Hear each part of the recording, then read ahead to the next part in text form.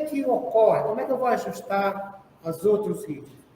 Então, vejamos aqui o que a gente tem, né? A retina detectando, né, o claro e o escuro, né? Vou dar aqui esse ponteiro. Então, tá aqui, ó, eu tenho uma retina.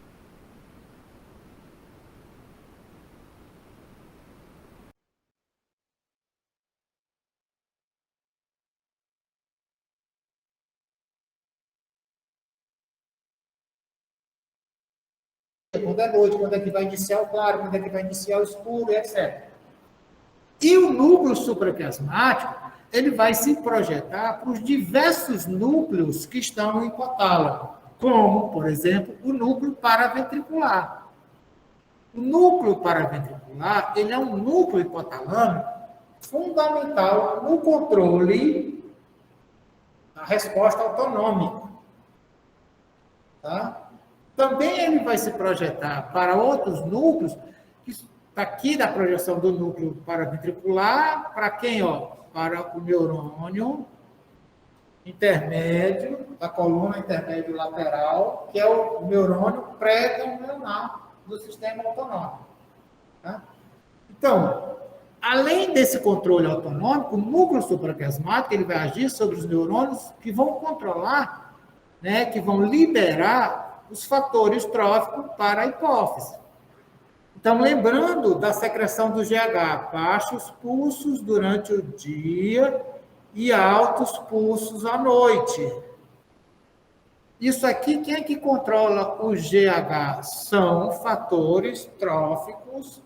Eu tenho o fator liberador do hormônio de crescimento, que é produzido no hipotálamo, e vai ser liberado lá, aqui na eminência mediana, e vai se difundir, vai chegar aqui e vai atuar sobre as células produtoras de GH. Esses neurônios que produzem, né, o GHRH, ou seja, o fator liberador do hormônio de crescimento, estão sob o controle do núcleo supraquiasmático. Então, este ritmo aqui de secreção do hormônio de crescimento, ele, né, vai ser controlado pelo núcleo supraquiasmático. Ok? Então, eu vou ter exatamente esse processo. Olha, aqui eu tenho um núcleo supraquiasmático e recebo projeções da retina. O núcleo supraquiasmático também recebe projeções de um conjunto de neurônios, que nós chamamos de núcleos da RAF, estão no tronco cerebral, se projetam lá para o hipotálamo, o núcleo supraquiasmático, cujo neurotransmissor é a serotonina. Os núcleos da RAF são neurônios, eles recebem projeções que integram informação da ativação do organismo, da alimentação do organismo. Então, se acredita que, desta forma, as informações sobre atividade e alimentação chegam até o hipotálamo via, né, os núcleos da RAF. Aqui, dos núcleos supraquiasmáticos, eles se projetam direto ou indiretamente para várias áreas do cérebro, que são conexões, né, referentes, o qual a gente coloca que está relacionado principalmente com as funções cognitivas. Por exemplo, há projeções indiretas do núcleo supraquiasmático para a amígdala. Né? A amígdala está relacionada, né, ao conjunto de neurônios subcorticais que controla a nossa resposta de medo.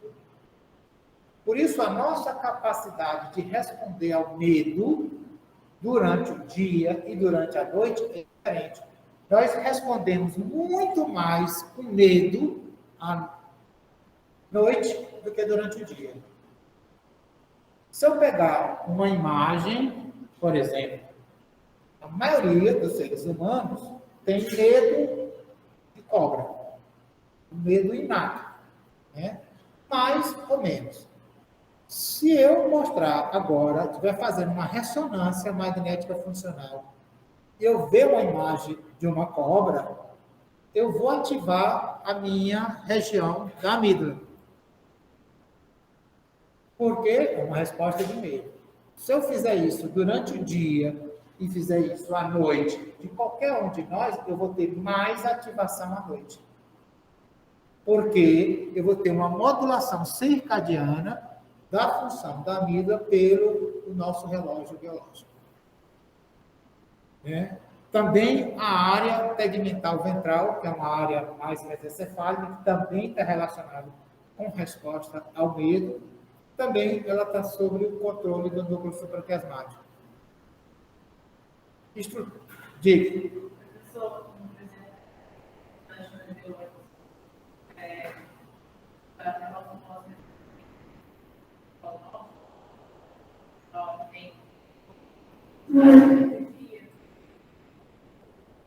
esse tipo de situação afeta mais, né? Desculpa, eu não consegui lhe ouvir. Deixa eu chegar mais próximo. Essa situação que passa pela emoção, pelo medo, ela acaba ajudando mais do que a ideia de... Exato. Então, a questão é, isso aqui, essa resposta, por exemplo, aqui que vai ter na amígdala, né, ou na área tegmental ventral, que vai mexer na emoção, certo? Ela vai estar sobre, né, uma resposta, o controle modulado pelo núcleo supraquiasmático. Se eu tiver ajustado ao claro escuro, ao dia e à noite, eu vou ter uma maior ativação a estímulos aversivos, amígdala, na área tegmental ventral, à noite. Se eu tiver, né, numa condição de isolamento temporal, não estiver detectando, por exemplo, um indivíduo que é cego, ele não detecta cegueira total, ele não detecta o claro e o escuro. Quem é que vai dizer que é dia e à noite para ele? É o núcleo supraquiasmático. Certo? E aí, ou seja, a noite biológica dele, ele vai responder mais ao medo do que durante o dia biológico dele. O hipocampo, né, há projeções diretas do núcleo supraquiasmático para o hipocampo. Isso significa que a nossa capacidade de responder às memórias, elas são moduladas pelo nosso sistema circadiano. Qual é a consequência disso? Duas importantes. Uma é que se eu, por exemplo, fizer um teste de memória agora, né, então assim, vou fazer, como é que eu faço um teste de memória? Primeiro eu treino o sujeito e depois eu faço o teste. Como é que eu faço o treino? Por exemplo, eu posso apresentar ao sujeito um conjunto de palavras, um conjunto de figuras, né? Isso é o treino. Eu apresento o estímulo e depois, 1 hora depois, 12 horas depois, 24 horas depois, eu faço o teste. Para uma memória de curto prazo, eu apresento, eu faço o treino, meia hora depois eu faço o teste. Vejo quantas palavras você lembra. E aí o indivíduo apresentei 7, ele lembra 4. Né? Aí se eu fizer isso 24 horas depois, né, ele vai lembrar as 4. Né? Se eu fizer com um intervalo muito diferente de 24 horas, ou de módulo de 24 horas, né, ele vai ter uma performance reduzida. Essa diferença é pequena, mas ela é uma diferença detectável. Tá? Agora, o fundamental é que se eu não tiver ajustado, sincronizado, a minha capacidade de reter informação e evocar informação, ela está prejudicada. Ficou claro? Por quê? Porque o meu sistema de memória, ele está sob a modulação do meu sistema circadiano. Se o meu sistema circadiano está bagunçado, o meu sistema de memória também está bagunçado. Então, o que significa? Lembra lá daquela imagem que eu mostrei de um aluno de medicina que estava com um ritmo totalmente bagunçado? Ou seja, ele estava com prejuízo de memória. Se ele está com prejuízo de memória, ele está com prejuízo de aprendizagem. Tá? A outra área, por exemplo, também é a parte, né, dos núcleos acúmbeos, que estão relacionados com a estimativa de tempo. Né? A nossa capacidade de achar que o tempo está mais rápido ou mais lento, ou a nossa capacidade de reproduzir um tempo, ou de estimar, por exemplo, se eu vou atravessar uma rua, eu vejo um carro e eu estimo qual é a velocidade que aquele carro está mais ou menos andando, qual é o tempo, se dá ou não dá para me passar nessa rua. Ou eu estou dirigindo, né? E eu, mais ou menos, eu estou sempre fazendo estimativa de tempo, onde é que eu vou ter que reduzir a velocidade, eu vejo um semáforo, né, verde, eu estimo qual é o tempo que ele vai levar para ficar vermelho. O que é que ocorre? Ocorre que, por exemplo, se eu estou numa condição que bagunça o meu ritmo circadiano, qual é a condição que vocês conhecem, né, que pode bagunçar o ritmo? Que um dia vocês vão passar, sem ser o que vocês estão passando agora. Da plantão. Ou seja, trabalho em turno ou trabalho noturno. Bagunça totalmente o ritmo. Aí sabe o que acontece? A maioria dos acidentes de trânsito do dia a dia ocorrem em quem está em trabalho em turno. É o indivíduo que está saindo do trabalho, depois do trabalho noturno, ou de um trabalho prolongado, que bagunçou o ritmo, que bagunçou a capacidade de estimativa de tempo, de tomada de decisão, né, e etc. Então, quando a gente vai ver as projeções... Professor, esse interferência na estimativa de tempo da capacidade é acumulativo ou a partir do momento que eu já mudei minha rotina, já mudei para outro curso, já começa? A pergunta dele é muito interessante. A ideia, ele está perguntando se essa perturbação, na estimativa de tempo ou qualquer outra, ela é acumulativa ou ela é imediata?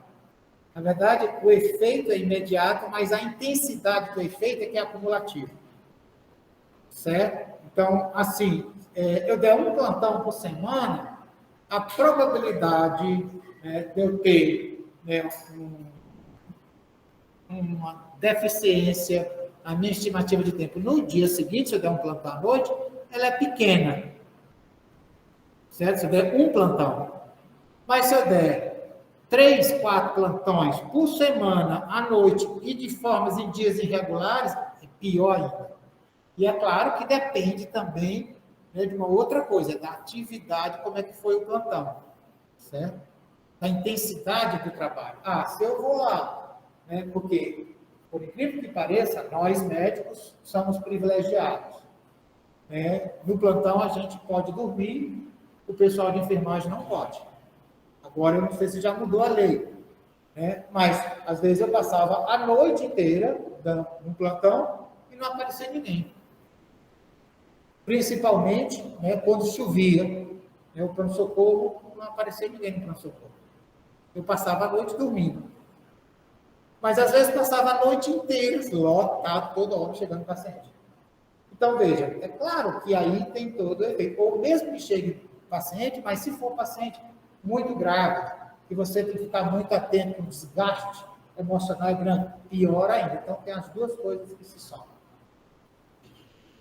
Então, eu queria mostrar nesse diapositivo, eu tenho núcleo supraquiasmático, nosso relógio biológico, ele se projeta para várias áreas, né? Aqui, o prosencéfalo basal e o tálamo são áreas que estão relacionadas com o controle, principalmente cognitivo, né? Que são funções superiores, né? Mas também com regulação do meio interno. Então, tem regulação autonômica, a performance psicométrica, a performance motora em si, memória, né? Aqui os mecanismos de recompensa, aqui a liberação da melatonina, da hipófise, né? As funções, né, hormonais todas estão indiretamente pelo controle do núcleo supraquiasmático. Controle autonômico, termorregulação, né, reprodução, etc. Várias funções importantes, né, relacionadas ao sono, ao crescimento, tá? Todos estão sob o controle, né, do núcleo supraquiasmático. Agora, nós vimos que aqui, então, isso aqui a gente chama do nosso relógio biológico. Mas, isso foi demonstrado, né, que esses neurônios foi inclusive que ganhou o prêmio Nobel em 2017, não, inclusive, os trabalhos dos 3 pesquisadores não foram com humanos, nem com mamíferos, foram com drosófila e cianobactérias. Demonstramos o mecanismo intrínseco celular, que eu tenho expressão de genes, que gera RNA vai para o citoplasma, RNA transportador, mensageiro, né? Expressão da proteína, a proteína faz retroalimentação negativa, e isso que gera a ritmicidade circadiana em nível celular. Então, isso marcou e identificou que esses neurônios funcionam dessa forma. Mas depois foi demonstrado que outras células, outros neurônios, no sistema nervoso central, também têm a capacidade intrínseca de oscilar como um relógio circadiano. E também células periféricas, células cardíacas, células pancreáticas, células hepáticas, células pulmonares, renais. E aí, a ideia hoje que a gente entende o sistema de temporização circadiana é que eu tenho uma orquestra. O núcleo supraquiasmático é o maestro que controla os outros osciladores periféricos, né? E as outras funções periféricas. Então, em síntese, né, das propriedades da ritmicidade, eu tenho, ele é gerado, a ritmicidade circadiana é gerada endogenamente, eu tenho mecanismos intrínsecos, é determinado geneticamente, e é claro que depende a sua expressão das condições ambientais. Okay? Então, né, o que é que a gente tem? Esse esquema, vendo que eu tenho o principal ajuste é o claro e escuro, a luz, a retina, as vias de entrada, retina hipotalâmico, o nosso oscilador central, o núcleo supraquiasmático, que se projeta para as áreas que vão gerar os ritmos propriamente ditos. O estímulo ambiental principal, o claro e escuro, o nosso relógio biológico, o núcleo supraquiasmático, a ritmicidade, que vai ser a saída, como se fosse, né, os ponteiros do relógio, e o que a gente vai chamar de sistema de temporização circadiana. Então, como é que eu posso, né, avaliar a ritmicidade, né, circadiana? Né? Se eu digo que a ritmicidade circadiana ela é fundamental, controla, né, o meio interno, eu tenho que fazer a possibilidade de fazer a avaliação. Aqui, no caso, nós temos, né, o nosso diapositivo mostrando o nosso ritmo de secreção do hormônio de crescimento. Se isso aqui é um fenômeno rítmico, em vez de eu falar em média, uma forma de eu avaliar isso é avaliando esses dados com uma função periódica. Uma função periódica, né, muito utilizada é o seno e o cosseno. Então, uma forma de eu medir isso é ajustar uma curva, né, senoide a esses dados. Quando eu ajusto essa curva, em vez de eu falar em média, eu vou dizer, qual é o período desse ritmo? Qual é a amplitude? E qual é a acrofase? Então, aquilo que a gente chama de acrofase é mais ou menos o momento em que eu tenho um máximo valor. Qual é o momento que eu tenho um máximo valor? Está aqui, pela curva, que é aproximadamente, aqui nesse caso, né, às 11 horas. Certo? Então, aí eu não vou mais me preocupar com o valor médio. Me interessa a amplitude, que é o quanto que está oscilando do máximo para o mínimo. Ou entre o médio, né, o valor médio e o máximo. Porque o que eu tenho é uma oscilação, não é uma constância. A gente pode ver, né, no dia a dia, né, e fazer uma avaliação, né, várias formas. Uma delas, por exemplo, pedindo para o indivíduo fazer, né, um diário de sono. Isso aqui é um diário que a gente costuma fazer, que basicamente é uma tabela em que eu tenho uma coluna que é a data, eu tenho uma coluna que é o dia da semana, e aqui eu tenho as horas do dia. Eu tenho uma outra coluna que é informações sobre alguma coisa sobre o dia ou sobre a noite. Então, o que é o que o sujeito faz? Ele marca, ele risca aqui. Então, ele marcou aqui no dia seguinte, ele marca, olha, eu fui dormir mais ou menos né, às 23 horas e acordei às 6 horas. Aí ele marca. Aí ele vai marcando ao longo dos dias e ele mesmo vai percebendo como é que está o ritmo dele. Percebe que nesse dia aqui ele dormiu mais tarde, acordou mais tarde. Aqui também, quando foi esses dias, ó, sábado, domingo, são os dias de semana, final de semana. Né? Então, a forma dele... Antes, você pedia para o sujeito lembrar. Hoje, você pede para o sujeito usar um aplicativo de um smartwatch e ele vê todo dia, ele pode marcar e ele pode estar acompanhando graficamente como é que está o ritmo dele. E aí a gente já comentou, mas eu queria falar um pouco mais de detalhes, sobre aquilo que nós chamamos do cronotipo. Né? Então, o fenótipo de alocação temporal do nosso sono e da nossa atividade. Que eu tenho gente que tem uma alocação para mais cedo, preferem fazer as atividades físicas, intelectuais, etc., bem cedinho, né? Não gosta da noite, é aquele típico pessoa que acorda cedo. Se você marcar uma reunião às 7 horas da manhã, ele chega a 1000. Mas quando dá 9 horas da noite, ele já não está chato para fazer nada. Né? Se você convida ele, inclusive, para sair, quando dá 9, ele já quer ir embora. É o estraga-festa. Enquanto que o outro, você chama para uma reunião às 8, 9 horas da manhã, ele chega com aquela cara de quem viu um diabo na frente dele, não conversa com cara feia, mas quando dá 1 hora da manhã, ele está 1000, querendo, liga para você, perguntando maluquice, porque está acordado e ativo mais tarde. Então, eu tenho tipos diferentes. E por que existem esses tipos e como é que a gente pode ver?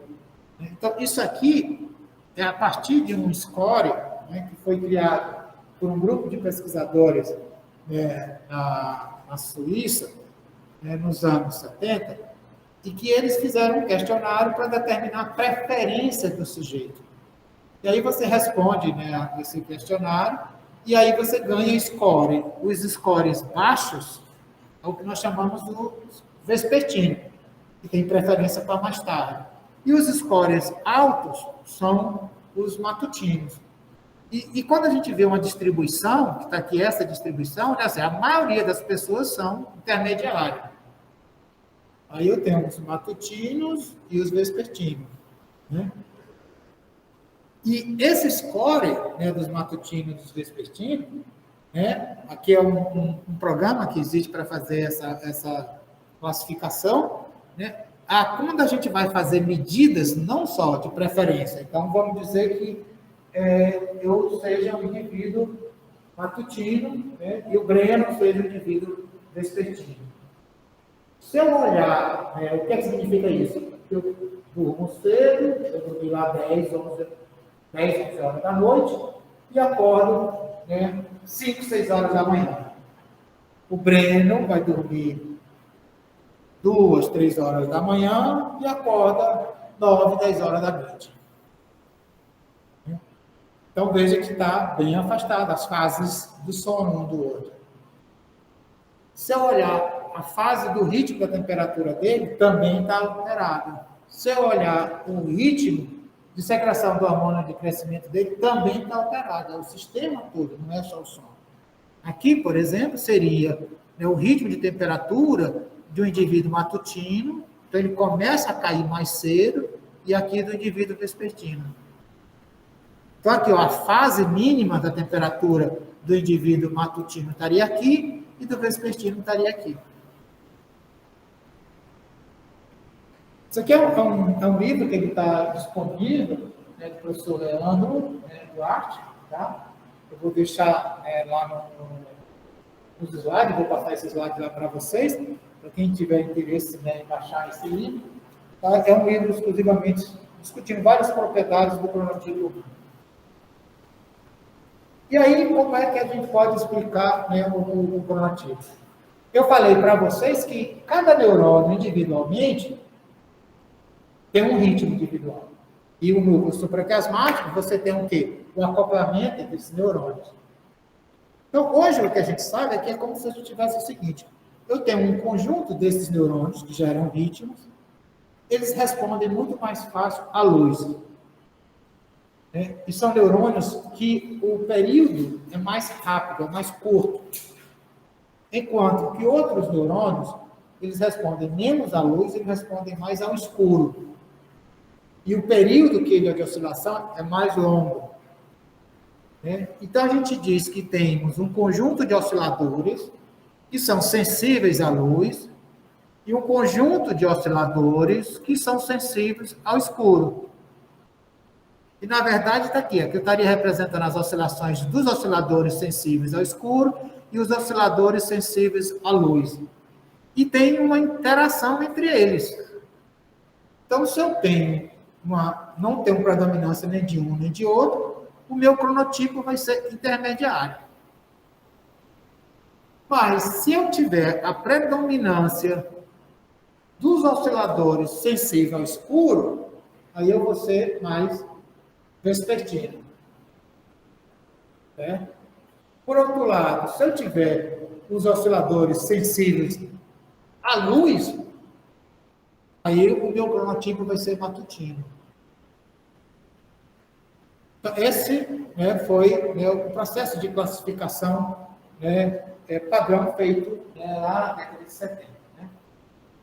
E aí a gente propôs uma outra abordagem que a gente chamou de um cronotipo bimodal, que são os sujeitos que têm muitos osciladores sensíveis à luz e sensíveis ao escuro, mas que o acoplamento entre eles não é tão forte. E aí o sujeito, às vezes, se comporta como um matutino, como um vespertino, dependendo da predominância de um estímulo ou do outro. Esse cronotipo bimodal foi uma proposição nossa, do nosso grupo de pesquisa aqui, da UFRN. Essa é a publicação que a gente lançou, essa hipótese do cronotipo, sugerindo uma abordagem diferente, incluindo essa classificação. Aqui é a figura do trabalho que a gente publicou, mostrando matematicamente essa proposição do cronotipo bimodal. A gente fez um estudo com aproximadamente 14 mil pessoas no Brasil, e isso gerou, a gente considerou então esses sujeitos aqui como os sujeitos bimodais. A gente publicou esse trabalho lá em 2010, e 2 anos depois, um grupo da Alemanha, eles publicam um trabalho validando essa proposição nossa. Veja que é uma figura semelhante ao que a gente fez. Então, para a gente foi uma grande satisfação ver que o que a gente publicou foi replicado pelo grupo de pesquisadores da Alemanha. Uma outra abordagem sobre o cronotipo foi proposto também por esse pesquisador, que é o Till Ronenberg, que é um pesquisador da Alemanha. Ele propõe uma ideia bastante interessante, que é utilizar essa medida da meia fase do sono. Então, o que ele propõe é você ver o horário que você vai dormir e acorda, determina a meia fase do sono. Durante os dias de semana e durante os dias do final de semana. E aí você tem uma fase intermediária entre as duas coisas.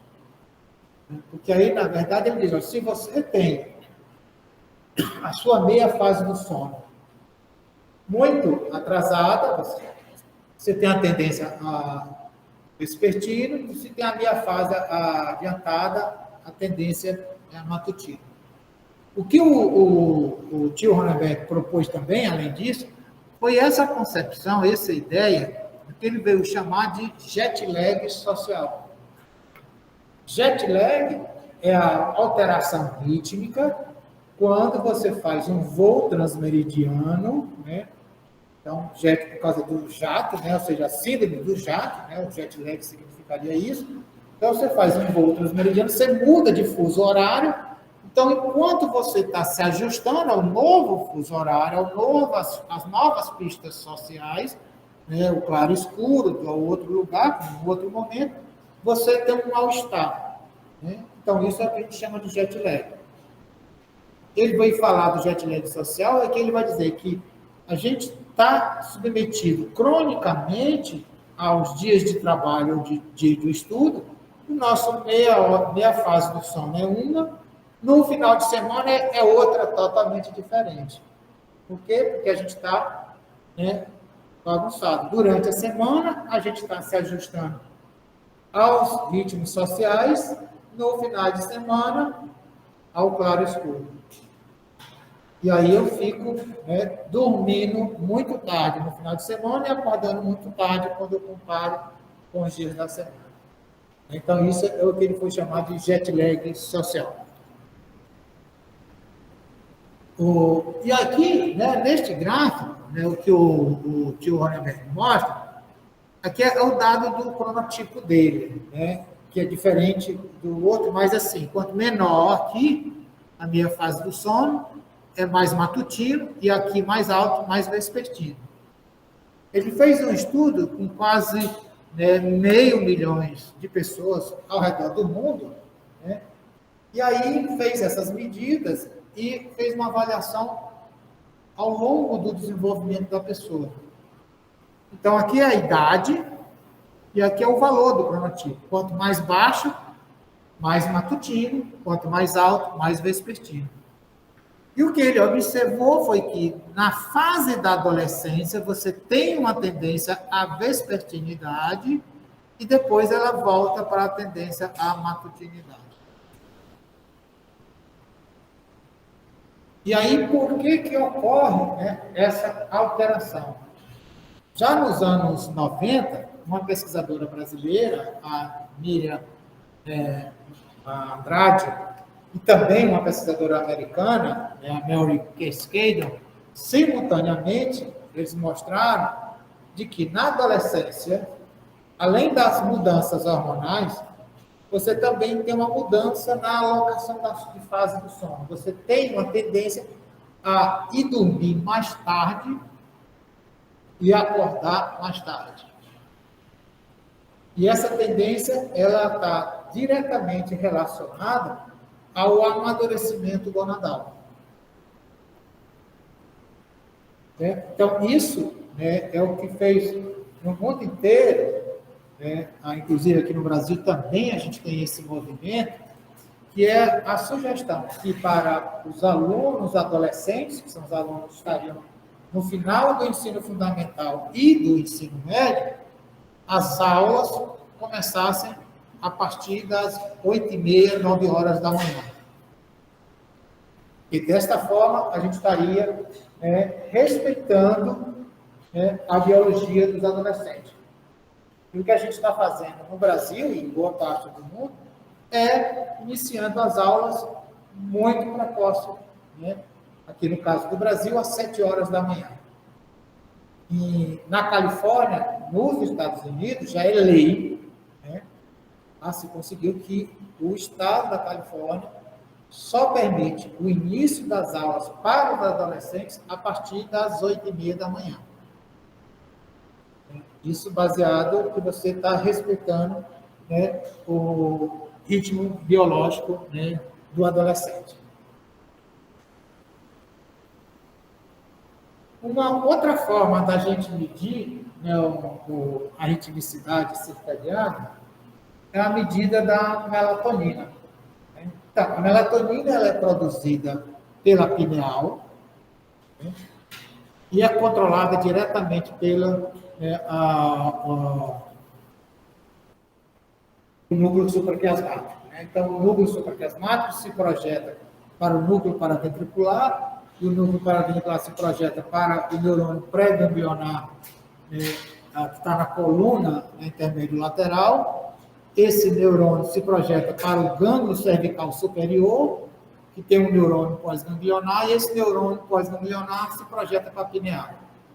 Então, durante o dia, a pineal não produz melatonina, e durante a noite, a pineal produz muita melatonina. E uma das coisas que a gente faz é uma medida daquilo que a gente chama o DLMO, né, que é o Dim Light Melatonina Onset, ou seja, o início, a marcação do início da secreção de melatonina em ambiente, né, com iluminação de baixa intensidade. Então, para fazer esse tipo de marcação, que aqui estaria aqui o exemplo, a gente consegue fazer medidas da melatonina da saliva. Ela é produzida pela pineal, cai na circulação sanguínea, ela vai agir em vários lugares, mas ela também acaba sendo secretada pela saliva.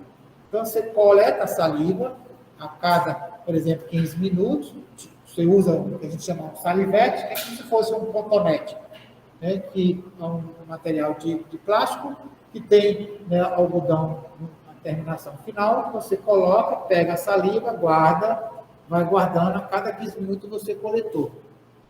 E depois você dosa, né, a melatonina. E aí a gente mede exatamente esse momento, porque no início, as primeiras medidas dão 0 de melatonina, e de uma hora para outra começa a subir. Aí a gente usa esse momento aqui, o horário que isso aconteceu, aqui, por exemplo, seria esse horário, começou a subir a melatonina, é o início da secreção da melatonina. E isso é um marcador, né, temporal, né, da ritmicidade circadiana. Uma das coisas importantes é que tem esse dado que a gente fala do cronotipo, matutino, vespertino, né, ou usando, né, o que a gente chama de questionário de preferência, ou usando o questionário da meia fase do sono, ou usando os dados da melatonina, em pessoas, que se você fez isso, mediu isso, nessa pessoa, quando adolescente, quando adulto, né, várias vezes, isso se mantém estável. Então, às vezes, as pessoas falam, professor, se eu sou matutino, eu vou um dia, eu posso mudar? Depende se você é mais ou menos extremo. Então, a gente diz, existe matutino extremo, esse você tem dificuldade de mudar, os vespertinos extremos, você tem os moderados e os intermediários. E você tende a ser desse jeito ao longo da sua vida. Pequenas variações, por exemplo, durante, né, a adolescência, que o indivíduo que é matutino extremo, ele vai tender a ficar, né, intermediário. Né? O indivíduo que é vespertino, na adolescência, ele tende a ficar vespertino extremo. Depois volta a ser vespertino. E assim sucessivamente. Ou seja, você há uma consolidação desse fenótipo ao longo da vida. A outra forma também de você avaliar a ritmicidade circadiana é ver a atividade e repouso do sujeito. Então, aqui a gente tem, né, um aparelho que a gente chama de actímetro. Esse aqui que eu estou utilizando, né, ele é semelhante a um relógio.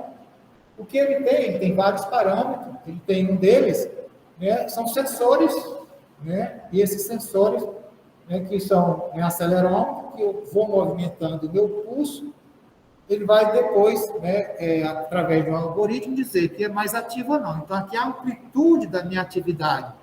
Então, veja, a atividade aumenta, cai. Então, aqui cai durante a noite, aumenta durante o dia, cai à noite, e assim sucessivamente, ao longo das 24 horas. Esse sensor também, né, ele tem aqui, né, esse aparelho, um sensor, que é isso aqui, que é um sensor de luz. E aqui ele registra, olha, me expus à luz, menos ou mais, conforme, né, o dia. E eu posso ver, por exemplo, isso aqui é uma curva das 24 horas. Então, à noite, a exposição da luz baixíssima, durante o dia aumentou muito, depois caiu.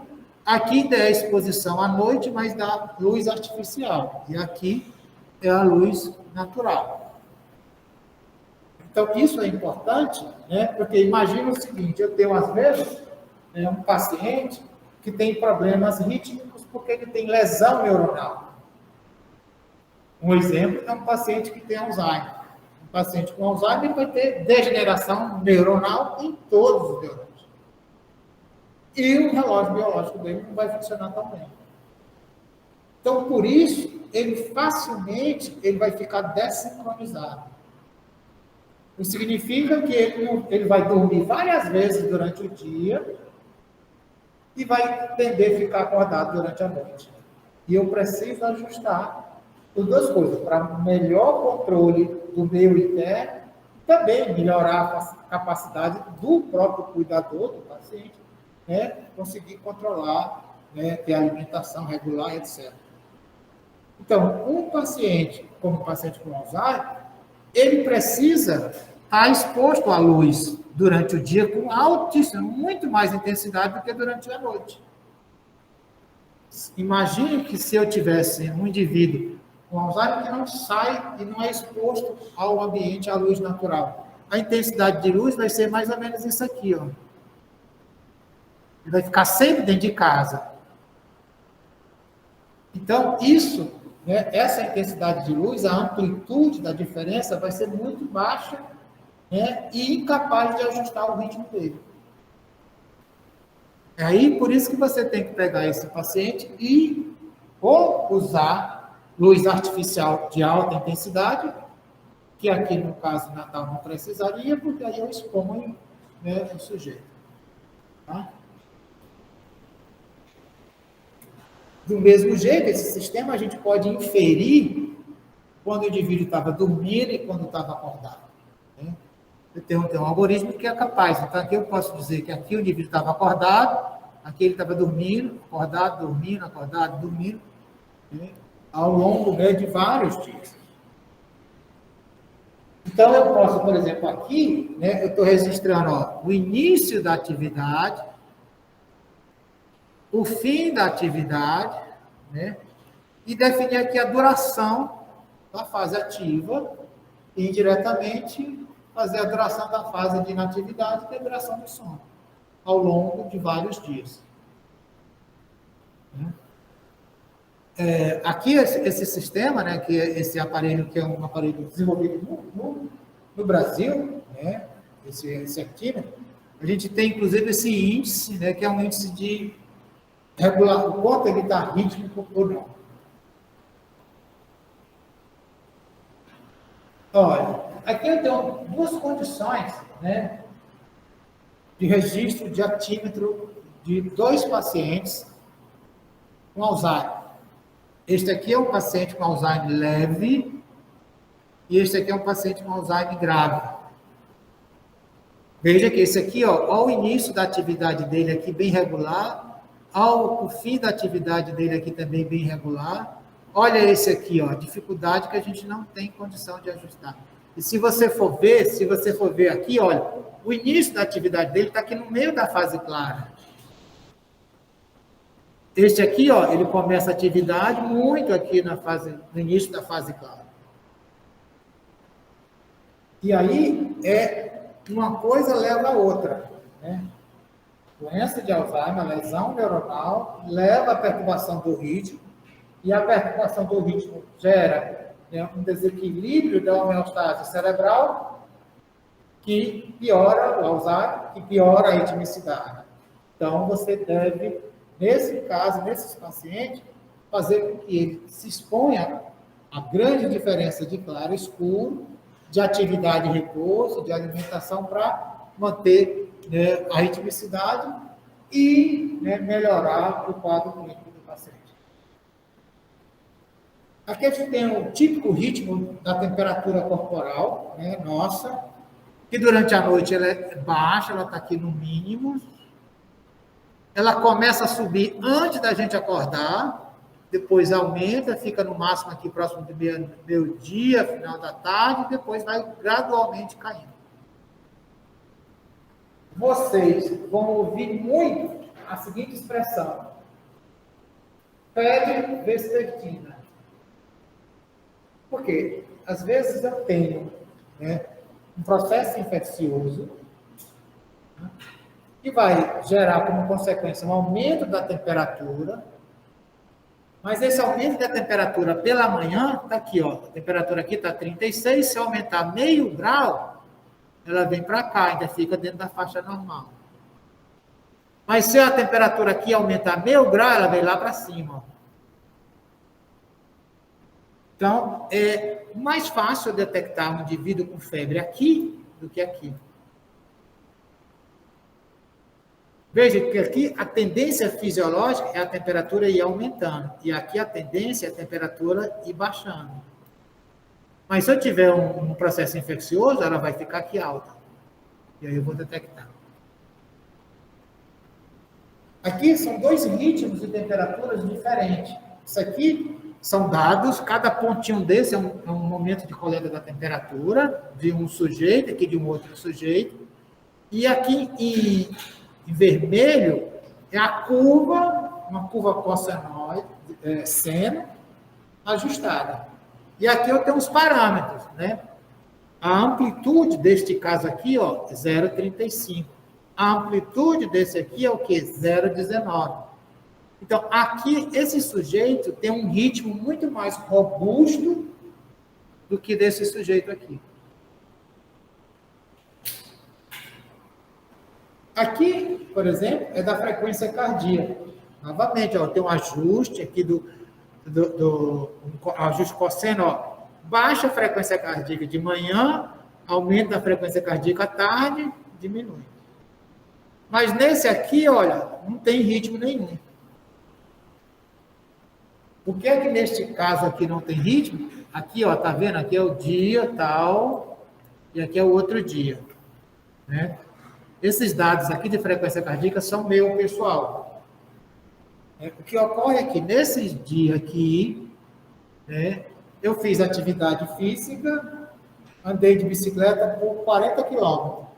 A minha frequência cardíaca aumentou num horário que ela devia estar baixa. E aí, né, tem ritmo. Agora, então isso não é porque eu tenho uma coisa pontual. Isso a gente chama de mascaramento.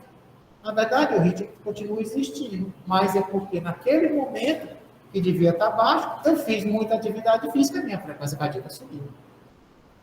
Certo? Então, eu mascarei o ritmo.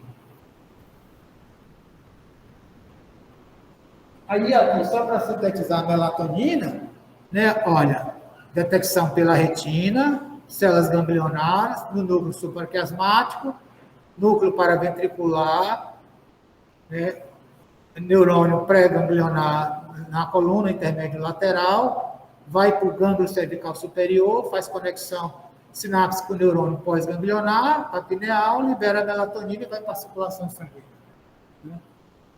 E aí a melatonina está aqui, liberada, né? Ele é liberado basicamente à noite, né? Enquanto outras substâncias podem ter, né, liberação durante o dia ou à noite. Então, a melatonina é como se fosse um marcador, né, da noite endógena. Aqui é o ritmo de secreção do hormônio do cortisol, né? Então, veja, durante a noite, o cortisol está lá embaixo. Antes da gente acordar, ele já começa a aumentar, se eleva ao acordar, e durante o dia ele tem esses picos que são reações à alimentação, à atividade, tal, etc. Aqui, olha, nessa linha tracejada é o ritmo de cortisol natural, certo? Fisiológico. Aqui, olha, é o nível de cortisol de um indivíduo que está tomando, né, uma substância, um corticosteroide exógeno, então ele toma aqui nesse horário, aí os níveis sobem bastante, né, porque eles oral, vai metabolizar, vai para a circulação sanguínea, depois cai, aí passa aqui, ó, essa fase aqui todinha sem ter cortisol nenhum. Por que que ocorre? Então, assim, o indivíduo, na hora que ele toma só num determinado momento, né, veja, o ritmo aqui cairia e ficaria zerado. Ele precisaria tomar, né, mais do que essa dose que ele está tomando temporalmente. Aqui é o nível do cortisol, o nível normal, e aqui é de um indivíduo que tem uma hipersecreção de corticoide. A adrenal dele produz muito, né? E aí, o que ocorre? Os níveis elevados, que seriam níveis médios, E o pico seria muito mais noturno do que, por exemplo, o pico diurno, fisiologicamente, a gente tem. Aqui seria, no caso da doença de Cushing, basicamente os níveis de corticoide lá em cima, e aqui seriam os níveis basais, durante a noite cai, ficando lá embaixo. Aqui nesse paciente, fica lá em cima. Eu só porque quando você está tomando corticóide, ele sai com medicina depois do café, né? Se o nosso nível de cortisol é elevado de noite. Porque se eu tomar de manhã, teoricamente não é elevado de manhã. Isso, mas se você toma de manhã, é porque você está simulando aqui, ó, o seu ritmo. Certo? Mas no caso, esse ritmo aí, o corticóide está elevado de manhã, né? Esse aqui é o normal, certo? Então, eu estou dormindo, antes de eu acordar ele já começa a elevar, e aí ele... Então, o que você mostrou que o vai elevado de noite? Era porque ele estava tomando de uma forma equivocada, certo? Então, na hora que eu tomo aqui, né, eu estou simulando o fisiológico. Né? Se eu tomar aqui, ó, fisiologicamente, eu não preciso do corticóide nesse horário aqui da noite. Eu preciso durante o dia, então eu tenho que tomar durante o dia.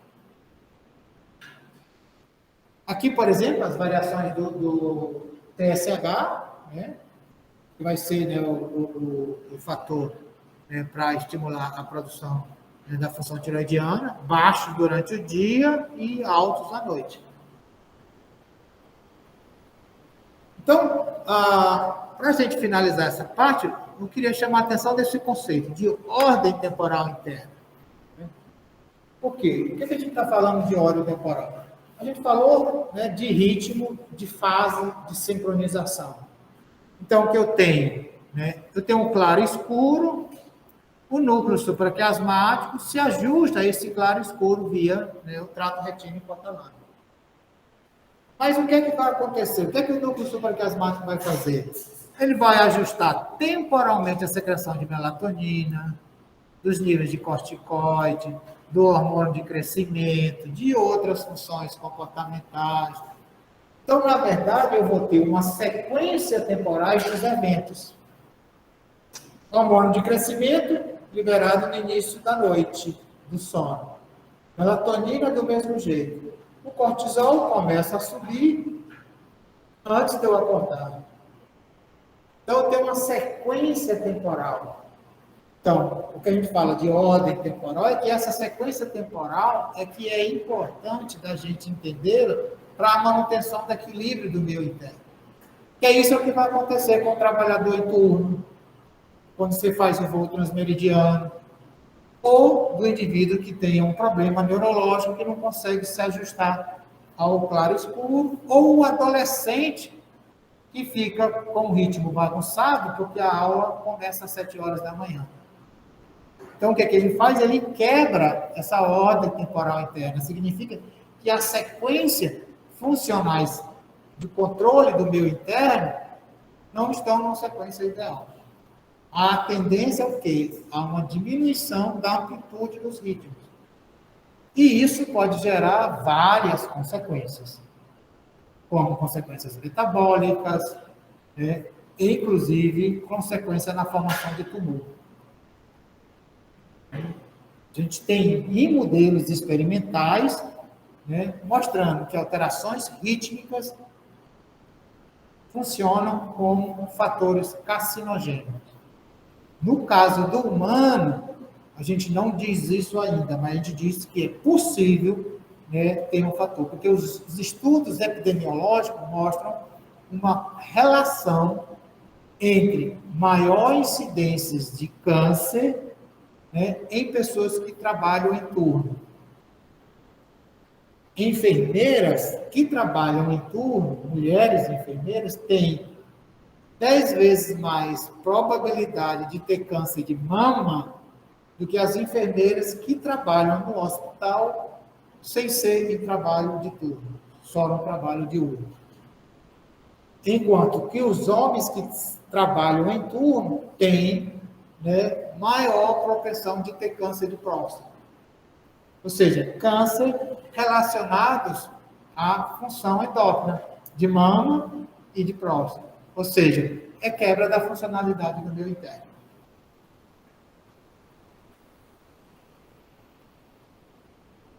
Ok? Alguma pergunta até aqui? O pessoal aí que está remoto? Então, para a gente finalizar, eu vou brevemente, né, mostrar uma das coisas que a gente está fazendo aqui na universidade, né, em termos de pesquisa relacionados à ritmicidade, dar o exemplo de uma das pesquisas que a gente está fazendo e fez recentemente. Né? Então, essa apresentação está em inglês, essa parte, porque foi uma apresentação que a gente fez no evento internacional no final do ano passado. Então, a ideia assim, é uma luz, né, na escuridão, a ritmicidade de pacientes cegos. Né?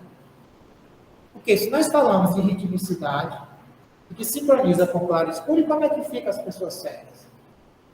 E se a gente for ver, né, a quantidade de pessoas com deficiência visual e cegueira total é muito grande, né, no mundo. Né? Então, a gente sabe, né, a estimativa é de mais ou menos 2 bilhões de pessoas com baixíssima visão no mundo. No Brasil, é em torno de quase que 4% da população.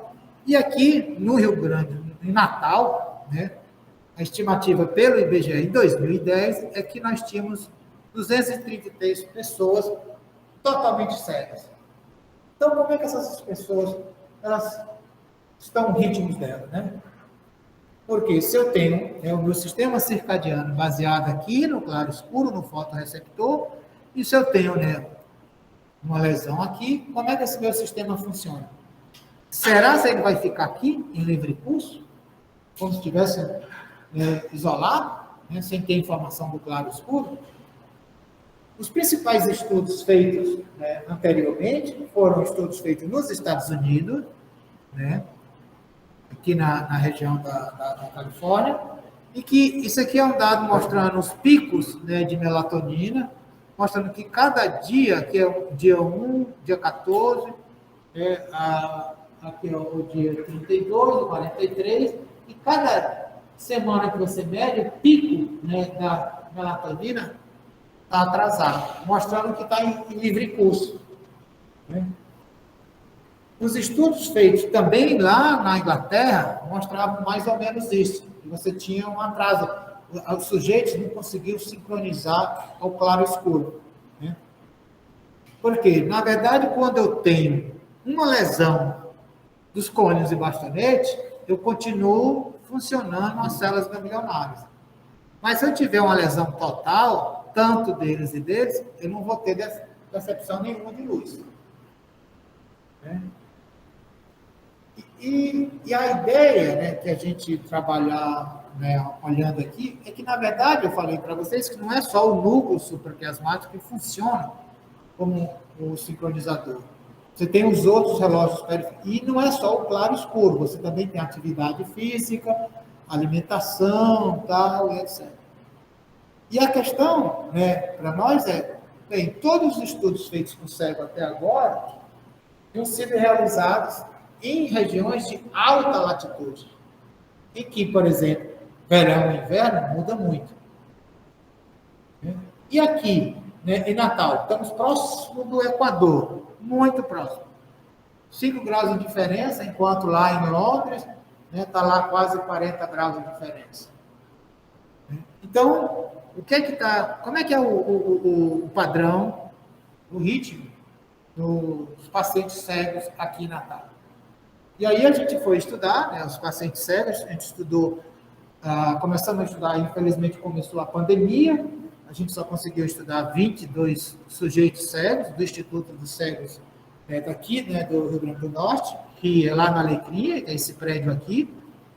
Eles fazem, inclusive, aqui esse jogo, né, que é um jogo de futebol, né, com a bola, mas eles ficam deitados, a bola aqui ficam fazendo barulho internamente.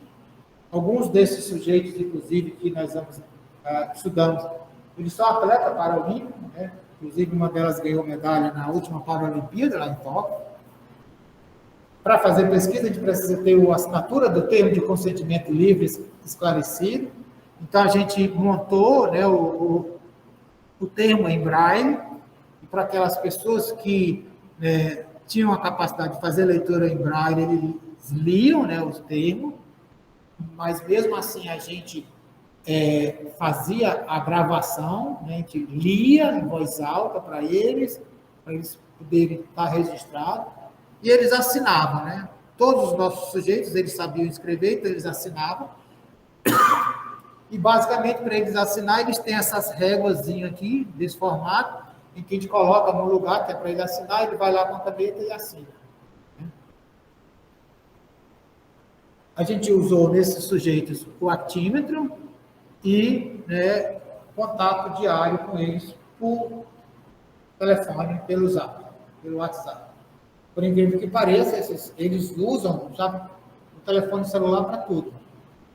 E a primeira vez a gente falava com eles, mandava mensagem de voz, eles diziam, não, pode mandar por escrito aqui o meu celular e transforma o que você escrever em voz. Eles, quase tudo da internet eles conseguiam, de browser, eles conseguiam acompanhar, porque eles transformavam tudo que está escrito em som. E aí o que a gente encontrou, sujeitos como esse aqui é um sujeito masculino, de 61 anos de idade, ele não percebia luz, ele não tinha reflexo pupilar, significava, se ele não tinha reflexo pupilar, ele não tinha células ganglionares fotossensíveis. E esse caso, olha, ele tem um ritmo ajustado, está sincronizado. Esse outro caso aqui, é uma pessoa mais jovem, também não percebia luz, não tinha reflexo pupilar, ele estava sincronizado, mas com a fase que a gente diz atrasada. Olha o início da atividade dele aqui, ó. Aqui é o início do escuro, aqui é a luz detectada pelo octímetro. Então, ou seja, a luz começa aqui, mas a atividade dele começa bem depois, lá quase que 3 horas depois do início da luz. Então, ele está ajustado, não é pela luz, ele está ajustado por um outro fator. Mas ele está ajustado, ele não está com ritmo bagunçado em livre curso. Isso aqui é um outro sujeito, isso aqui é uma mulher, ela foi, inclusive, medalhista, ganhou prata na Paralimpíada, ela é corredora de 100 metros, e aqui, veja, ela tem atividade aqui, ela acorda muito cedo, faz atividade física, faz treinamento, volta, descansa, aí depois acorda de novo. É o modelo de treinamento dela. Mas também ajustado. Aqui é um outro sujeito, também ajustado, bonitinho. E esse aqui, ó, ele está ajustado, no claro escuro, acorda um pouquinho, mas ele só se expõe à luz quando ele acorda. Diferente desse outro aqui, ó, que ele já se expõe à luz antes de acordar. Então, esse aqui é quase que se ele tivesse ajustado a luz. E o que a gente tem percebido, pelo menos por relato deles, inicialmente, é que um dos fatores que mais faz com que eles identifiquem se é claro ou escuro não é nem, eles não têm percepção da luz, mas é a sensação térmica. Embora a diferença de temperatura não seja tão grande, mas a sensação térmica é bastante grande. Nesse caso, se teve doença, camado, eles não iriam perceber nada. Não, eles iam continuar percebendo. Aqui, ó, aqui é a percepção da temperatura no equipamento, No actímetro também ele tem um sensor de temperatura. Veja que ele tem um ajuste de temperatura também bastante, o que sugere que ele está se ajustando pela temperatura. Já esse sujeito aqui, olha, ele, se a gente for olhar aqui, ó, ele está indo livre curso. Cada dia ele está indo dormir mais tarde. Aqui é a luz, ó. A luz não, a luz continua ao mesmo horário aqui, ó. Aqui acaba o dia, Essa intensidade da luz aqui é a luz do ambiente, a luz da casa. Mas a luz durante o dia, aqui é o sol que se pôs, acabou a luz. Então, esse, dos 22, foi o único caso que não estava ajustado a claro escuro. Está aqui a expressão dele, que é o ritmo livre pulso, bonitinho. Isso não se ajustou. Aqui, a gente tem a distribuição do trabalho do pessoal da da Inglaterra, mostrando, né, a estimativa do ritmo em livre curso. Veja que aqui são os próximos de 24 horas, aqui o nosso é 24 horas quase todos. Nós só tínhamos aqui esse sujeito com um ritmo um pouco diferente de 24 horas. Mas, além disso, né, eles estão com um ritmo ajustado, mas eles não têm, né, boa qualidade de sono. Quase 70% tinham uma qualidade de sono ruim, eles relatavam a qualidade de sono ruim. Sonolência excessiva durante o dia, 30% relatavam uma sonolência excessiva moderada. A gravidade do insônia, esse índice de gravidade de insônia estava em torno de 27% do grupo, e o índice para risco para apneia está lá próximo de 41%. O que é interessante é que esses dados eles são semelhantes à população geral, né? Sugerindo que os pacientes aqui de Natal, certo, eles estão com ritmos ajustados, mas eles têm os mesmos distúrbios de sono que a população em geral. O que significa que a gente deve olhar com calma, né, os distúrbios de sono para essa população. Então, basicamente, o que a gente encontra? A maioria dos pacientes dos cegos em Natal estão ajustados, né, estão com ritmo circadiano ajustado, né? Alguns estão com atraso do início da fase de atividade e tem alta prevalência, né, de problemas de sono. O que é que a gente vai fazer agora no futuro? É estudar desses pacientes cegos, além de estudar a atividade de repouso, estudar também sequência do horário de alimentação deles. Por quê? Porque a gente sabe, né, que o horário alimentar é um fator importante para ajustar a ritmicidade circadiana. Então, o que a gente vai utilizar é esse tipo de sensores, que é um sensor de glicemia, que você lê, você pode medir durante, né, para cada sensor, 14 dias, e o que a gente consegue medir é que durante, quando o indivíduo faz, né, uma refeição, a glicemia sobe. Então, você pode, a partir daí, inferir o momento em que o indivíduo está se alimentando. E com isso você determinar, por exemplo, né, o horário da alimentação. Então, você quer de um sujeito, né, mostrando que o ritmo alimentar está regular. A gente verificar se esse ritmo de alimentação ele é um possível sincronizador dessas pessoas cegas. Além disso, a gente vai medir também o grau de atividade física do sujeito, para ver se os níveis de atividade física também estão contribuindo. Para isso, a gente pensar em estratégias comportamentais para ser estabelecida para eles, para repassar para as pessoas cegas, para facilitar, né, o ajuste da ritmicidade deles. Essa foi a Natália, que fez o mestrado, né, com os pacientes que têm deficiência visual. E esta imagem aqui, esta foi uma foto feita, né, do meu celular de um voluntário cego total de 61 anos de idade. Na vez que a gente foi fazer uma entrevista com ele, ele no final pediu: me dê seu celular que eu faço uma foto de vocês. Só me diga qual se é para a direita ou para a esquerda, onde eu vou apertar para sair a foto. Fique conversando e com o som de vocês eu consigo focalizar o aparelho. E ele fez, né, esta foto, né? Veja a qualidade da imagem. A minha aluna, inclusive, diz que a foto está mais centrada, com mais qualidade das que eu faço no dia a dia, e ela tem razão. Então, era isso, gente, que eu tinha para apresentar hoje, né? E amanhã a gente continua, né, com a aula de neurobiologia do sono. Questões, dúvidas, quem tiver?